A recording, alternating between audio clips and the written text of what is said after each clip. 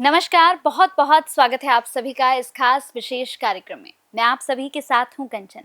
आज का कार्यक्रम बहुत ही ज़्यादा विशेष होने जा रहा है क्योंकि आज अपने कार्यक्रम में दर्शकों हम बात करेंगे नवरात्रों को लेकर, शारदीय नवरात्रों को लेकर।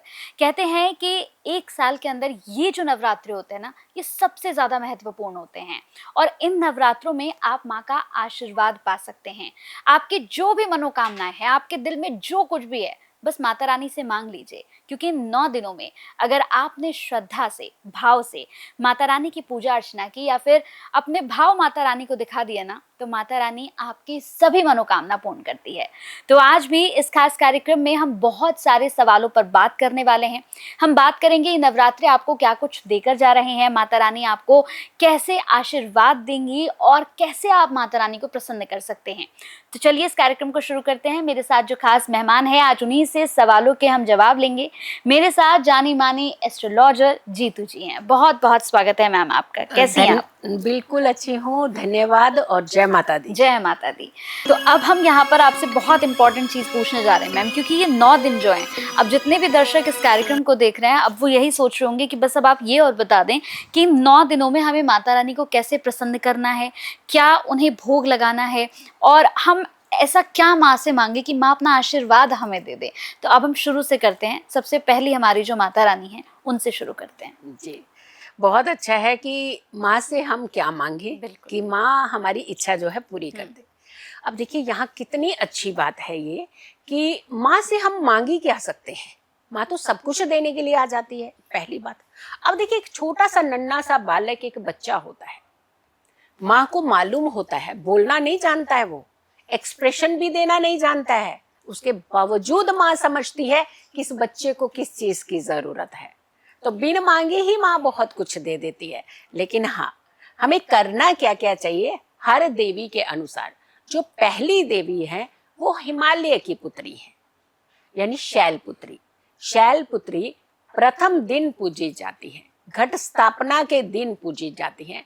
और शैलपुत्री की अगर हम बात करते हैं तो एक शक्ति है उनके पास, यानी किसी भी समस्या के समाधान निकालने की शक्ति है माँ शैलपुत्री के पास। हाँ, इनके अंदर बहुत सारी ऐसी चीजें हैं, बहुत सारी ऐसी आपकी समस्याओं के समाधान निकालने की शक्ति है। जैसे फॉर एग्जाम्पल, आप बीमार ज्यादा रहते हैं, परेशान ज्यादा रहते हैं। फॉर एग्जाम्पल, आप पूरे नवरात्रि जो है वो पूजा नहीं कर पा रहे हैं क्योंकि ये चंद्रमा का नेतृत्व करती है। सफेद रंग इन्हें बहुत प्रिय है। भोग की भी बात करेंगे, सफेद रंग इन्हें प्रिय है, चंद्रमा का नेतृत्व करती है। तो यानी जितने भी लोग चंद्रमा से पीड़ित हैं, जिनकी कुंडली में चंद्रमा नीच का है, जो बहुत विचलित रहते हैं, जो बार बार डिप्रेस होते हैं, जो बार बार कहीं ना कहीं लो फील करते हैं, कोई उनके सामने स्ट्रांग व्यक्ति आ जाए तो उनका दिल जो है वो कांपने लगता है, यानी उनके अंदर एक स्ट्रांगनेस आती ही नहीं है, घबरा जाते हैं। कितने भी कैपेबल होते हुए भी आपको लगता है कि हमारे अंदर कमी है, ये सामने वाला बहुत स्ट्रांग है। तो यानी ऐसी चीजें अगर हैं तो प्रथम देवी की पूजा तो आपको जरूर करनी चाहिए। अब अगर हम भोग की बात करते हैं तो घी से बनी हुई मिठाई का भोग प्रथम दिन माँ को जरूर लगाना चाहिए।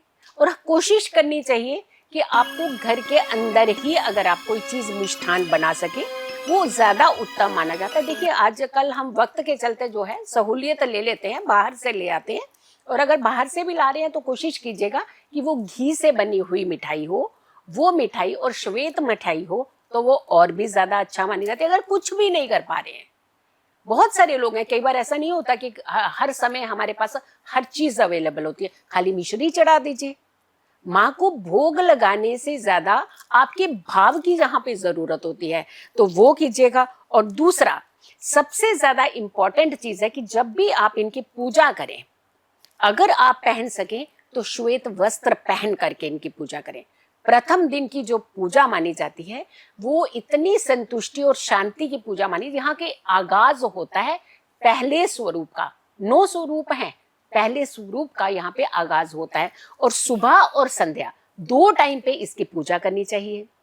और जो लोग ज्यादा चंद्रमा की एनर्जी से कहीं ना कहीं डिस्टर्ब हो रहे हैं, मोती धारण कर सकते हैं इस समय। हरड़ की एक औषधि जो माता रानी की बहुत प्रिय औषधि है, कहते हैं कि अगर ये औषधि आपको कहीं से भी मिल जाती है, माता रानी को अगर ये औषधि चढ़ाते हैं तो आपकी जो बीमारियां हैं, जो कष्ट हैं, जो तकलीफें हैं, वो दूर होती हैं। मां को ये हरड़ की औषधि चढ़ाने के बाद आपने इसे एक सफेद कपड़े में बांध करके अपने घर के पूजा स्थान में ही इसे रख देना है हमेशा के लिए। आप देखिएगा जो खास बीमारी से आप पीड़ित हैं, खास करके डिप्रेशन है, टेंशन है, एंजाइटी है, ज्यादा आपको कुछ ना कुछ जो एक नेगेटिव थॉट्स आते हैं, तो ये सारी समस्याएं जो है माता रानी जो है हील करती हैं। तो कर्क राशि वाले खास करके जो पहले दिन की पूजा है इसे जरूर करनी। वैसे तो 9 दिन पूजा करनी चाहिए, दिन और रात्रि की पूजा करनी चाहिए, लेकिन कर्क राशि वालों को तो प्रथम दिन की पूजा तो अवश्य ही करनी चाहिए। और इन्हें दुर्गा सप्तशती का पहला अध्याय जरूर पढ़ना चाहिए, क्योंकि देखिए 13 अध्याय कई बार हम लोग वर्किंग हैं, नहीं समय मिल पाता, नहीं कर पाते हैं, लेकिन एटलीस्ट एक अध्याय तो आप पढ़ सकते हैं। तो आप पहला अध्याय जरूर पढ़िएगा, आपकी एनर्जी भी अच्छी होगी। जो 7 चक्रा में आपका मूलाधार चक्र होता है वो एक्टिवेट भी होता है, शांत होता है, एनर्जाइज होता है, और आपके अंदर एक संतुलन की भावना आती है, शक्ति भी आती है। क्योंकि इनके 2 हाथ हैं, अब एक हाथ में देखिए इनके त्रिशूल है, दूसरे हाथ में इनके कमल है, यानी बैलेंस। अगर यहाँ पे उथल पुथल भी है, वहां शांति भी है। तो यानी जब शक्ति आपके पास होती है तो आप किसी भी समस्या का एक जो तोड़ है वो निकाल लेते हैं।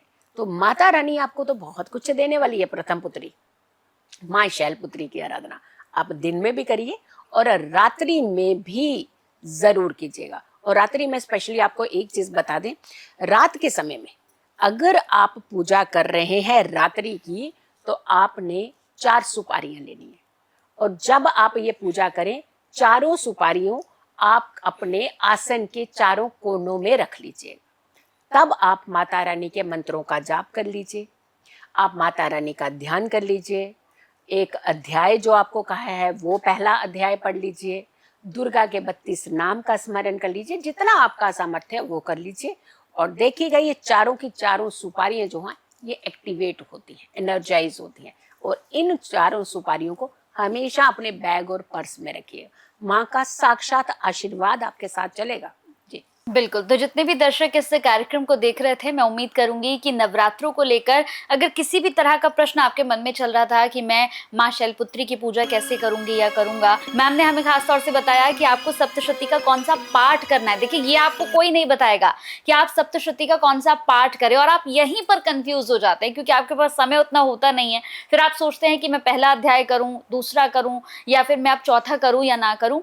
तो मैम ने यहाँ पर बहुत अच्छे से आपको समझाया है कि आपको किस दिन कौन सा अध्याय करना है, कैसे आपको भोग लगाना है, कैसे माता रानी को प्रसन्न करना है। तो इस पूरे कार्यक्रम को बाकी लोगों के साथ शेयर भी जरूर कीजिएगा, क्योंकि कहते हैं ना कि अगर माता रानी के समक्ष आपने कोई ऐसा कार्य कर दिया जो माता रानी को अच्छा लग गया, तो आपको पुण्य खुद ब खुद वो दे देती हैं। बहुत बहुत धन्यवाद मैम, आपने अपना बहुत कीमती समय दिया और बहुत अच्छा कार्यक्रम हमने किया जो लोगों के बहुत काम आने वाला है। बहुत बहुत धन्यवाद। जय माता दी। जय माता दी।